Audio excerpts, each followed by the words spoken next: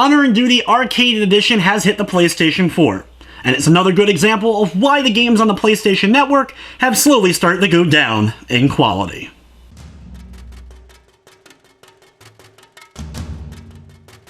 Honor and Duty, while not the worst game I've played on the PlayStation 4 this year, ranks right up there with some of the greats like Dogchild and Orc Slayer. The game is obviously trying to have a parody-like name of Call of Duty and Medal of Honor, but it's not done as a parody game. It's another one of those ones where you're set up in kind of an arena where your goal is to kill a certain number of enemies and then repeat that process over and over again ad nauseum. The game features absolutely atrocious looking graphics and gunplay that's nothing short of bland. The game does feature 4 different classes, and each of them plays a little bit differently with some other abilities and different weaponry, but you can clearly see that these were inspired, blatantly ripped off from another very popular class-based shooting game.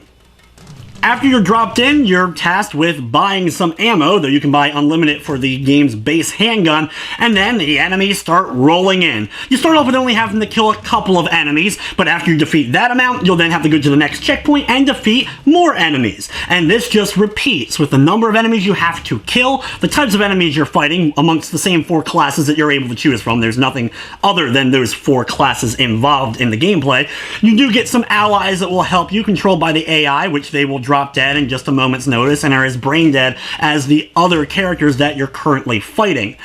That's all there is mainly to the game. Now, when you make it finally, if you have the patience to make it to another level of the game, it does change up. Instead of you exploring a map trying to take out an enemy base, you're building up and defending your own base by yourself. And it's the same, though, gameplay of you having to kill a certain number of the enemies as they're trying to take over your base. When it comes to the gunplay, you do have a crosshair, obviously. You're going to be moving around. Thankfully, you can change the sensitivity, because honestly, it's a bit clunky and a chore to actually aim in the game, though you can also zoom in, though you do lose the crosshair when you're getting that better look down the sight of your gun. If you don't have the crosshair red when you're looking at an enemy, don't even bother firing. Even if they're directly in line of sight of your gun and you're using a powerful weapon, you're unable to hit the guys until they get closer. But that doesn't stop them, of course, from being able to hit you from all the way across the map and have pinpoint accuracy while doing so. The additions of the buildings that you get to defend later on in the game definitely adds a bit of variety, more so than I thought initially this game would have at all.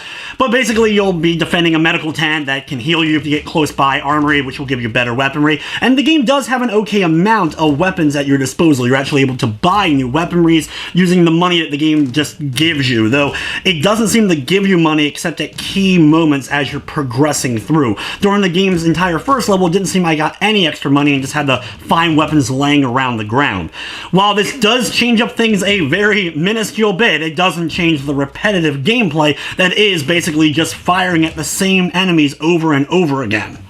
Like I mentioned earlier, the game's AI is incredibly stupid. There were so many times where I was able to either get behind a rock or get to just a certain spot and just stand there and just let every enemy one by one walk on past me, and I would just mow them down just immediately as soon as they would get close enough to me. It was really comical just how poor the AI was set up in this game.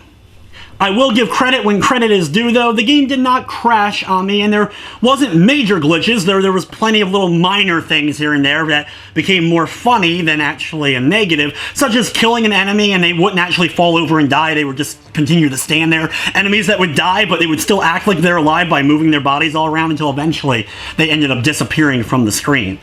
This game provides absolutely no fun as far as the main gameplay is concerned, and even if this game was a free game, it really wouldn't be worth many people's time. Honor and Duty is available on the PlayStation 4 for $6.99, which is just way too much for a game like this. It does say that it has multiplayer, but the multiplayer is not included in the game when you buy it now. They say they're going to be adding it later on down the road. Whether or not that actually ends up happening, we'll have to wait and see. This game should not have been available on the PlayStation 4 at all, let alone for the price that it's at. It does have trophies, but no platinum, so it's not even worth playing for trying to get an easy platinum. With everything said, I'm going to be giving Honor and Duty Arcade a 1 out of 10, easily going amongst the absolute worst that the PlayStation Network has to offer.